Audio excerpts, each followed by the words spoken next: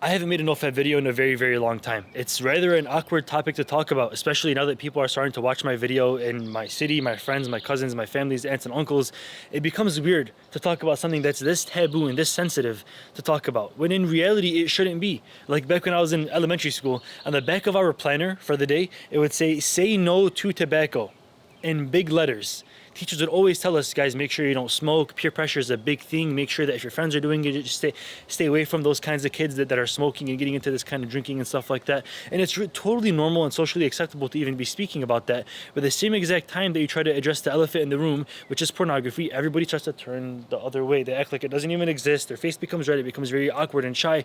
When in reality, it's plaguing every single household in the world. As long as you have an internet connection, you're eventually going to stumble across pornography. Unless you live in the very, very few countries that actually have it blocked, there's a 99% chance that if you have an iPhone, iPad, or any single device that can access the World Wide Web, you will eventually come across it because there are no laws and there are no regulations to stop you from doing so. So that means that we have to take the responsibility of this back to ourselves. And I have to take it back on myself. I have to start making these videos all over again. The reason that I started Nofap and the way that I've started and I haven't ended in so long, the way that I've gotten so much success on my streak was because of one thing that I did on day one. I was thinking about it all day these last few days, like how could I have gone so long where some people continue to fail over and over again? And it's because on day one, I knew, and I swore to myself, I swore to God, I swore to everything that mattered to me, that I would never ever watch it again. I would never ever become a slave to myself again. I knew that it was listen, by the way, it was in a very, very emotional time for me. Like when I was doing this kind of stuff and I was falling over for my lust and my worldly desires and pleasures and stuff, and I was continually simping as a human, it was a very emotional time because I wanted so much more for myself. I wanted to become a YouTuber. This is back when I had less than 100 subs. I wanted to become a YouTuber. I was making videos on Call of Duty, tips and tricks, how to quick scope in Black Ops 3. These are the kinds of videos that I was making, but I knew that I wanted to do something deeper, something more impactful for myself and for the rest of society. And I knew that I couldn't do that if I was still a slave to myself. That if I told myself I was going to stop something and the very next day I go and do the thing that I wanted to stop, whether it be vaping, cigarettes, smoking, or even alcohol or even pornography. So it was a very emotional time for me because I did not want to get stuck in this routine, this hypnotic rhythm my entire life. It was very depressing. So one day, I got really emotional. I was living in this house by myself. My family hasn't even moved in yet. I was the first person to move in for like the first year or so. And I was by myself just facing my demons with nobody else around me. No distractions, no noises at all. And I was sitting down just thinking and meditating on the idea of me being free from my own desires. And I honestly just started crying. Even thinking about it, I started crying knowing that I want to be so much more in life. This life is so temporary that I want to do something that is really remarkable, that is impactful before I'm gone.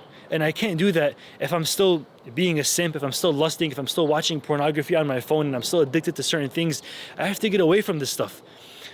I didn't use any sort of method or technique or practice. I literally, off of the pure desire to want to quit, I was able to quit. And let me explain this to you. Everyone talks about how willpower won't get you far in any addiction or any, even Nofap.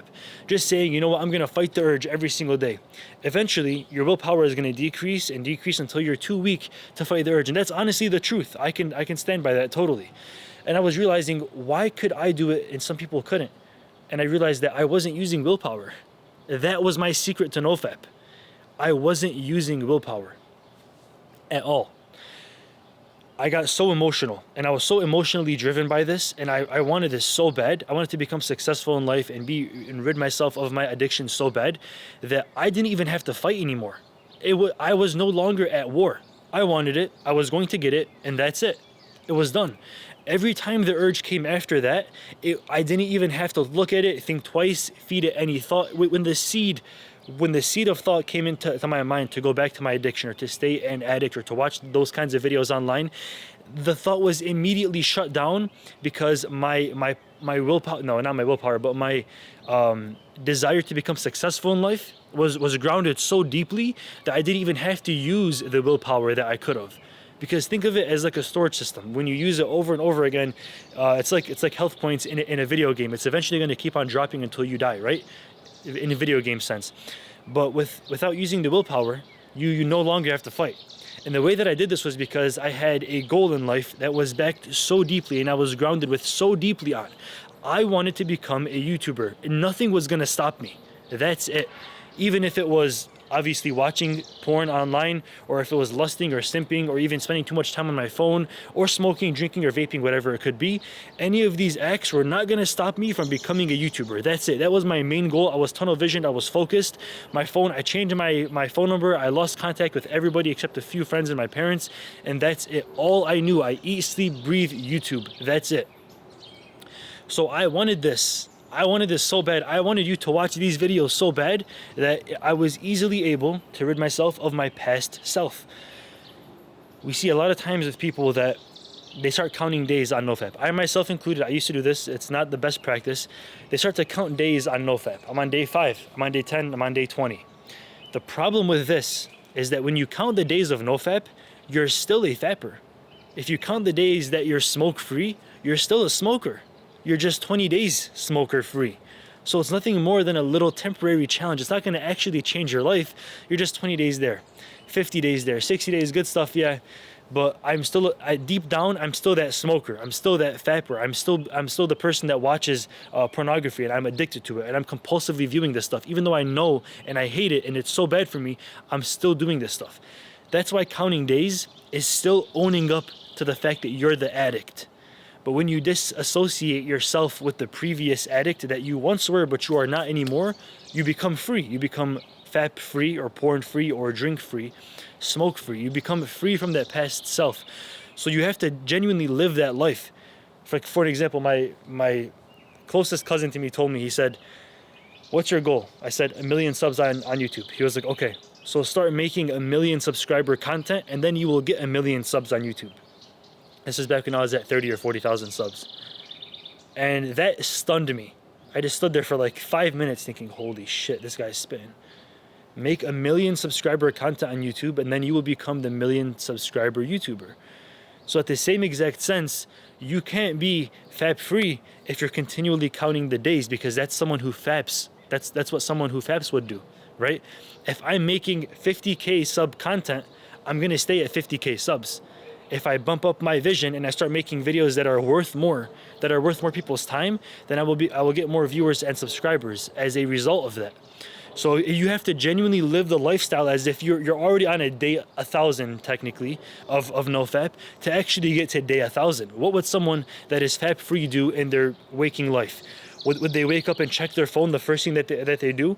They wake up, the first thing they do, reach over, unplug their phone and start looking through all their text messages, missed calls, Instagram DMs, go through their social media profiles. No, that's not what someone who is not a slave to themselves would do.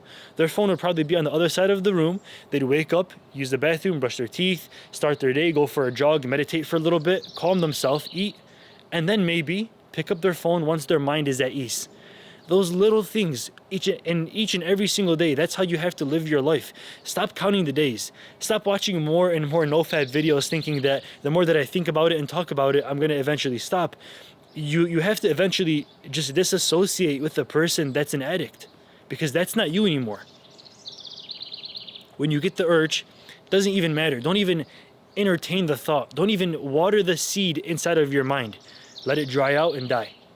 That's exactly how your approach to Nofap should be. And I realize now that I'm going back to it, that's exactly what I was doing at day 1.